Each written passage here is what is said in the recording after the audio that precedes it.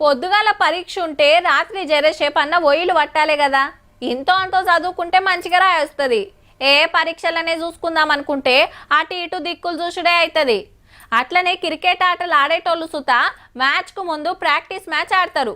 గిట్లనే కొత్తగా ఏదైనా వస్తువులు తయారు చేస్తే ఎట్లా నడుస్తున్నాయో ముందు చెకింగ్ చేసి చూస్తారు.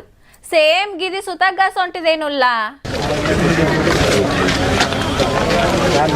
అయ్యో గాన్నకేమైందో మోసుకొస్తున్నారు. బుజ్జిని భుజానికి ఎత్తుకొని తాడు పట్టుకొని నడుస్తుంటే గీ బుడ్డోన్ని ఇద్దరు కలిసి ట్యూబ్ మీద తీసుకొస్తుర్రు. ఒగలెనక ఒగలు పిల్లల్ని పట్టుకొని వస్తున్నారు. ఏంది కావచ్చు అంటారా? వరదలు వచ్చినప్పుడు పబ్లిక్ ను కాపాడటానికి SDRF టీంలు వస్తాయి కదా. నీళ్ళ చిక్కవడ్డోళ్లను ఎట్లా బయటికి తీసుకురావాలని హన్మకొండలా గిట్లా మాక్ డ్రిల్ చేసిరన్నట్టు.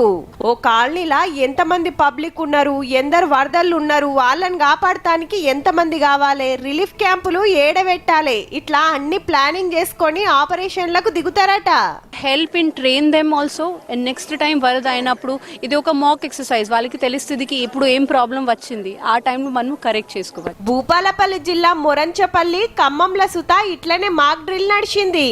ఆపతొచ్చినప్పుడు ఆత్రమాత్రం చేయకుండా ముందే చూసుకుంటే తక్కువ టైంలో ఎక్కువ మందిని కాపాడొచ్చు, ఎక్కువ నష్టం కాకుండా చూడొచ్చని ఆపొచ్చనన్నట్టు.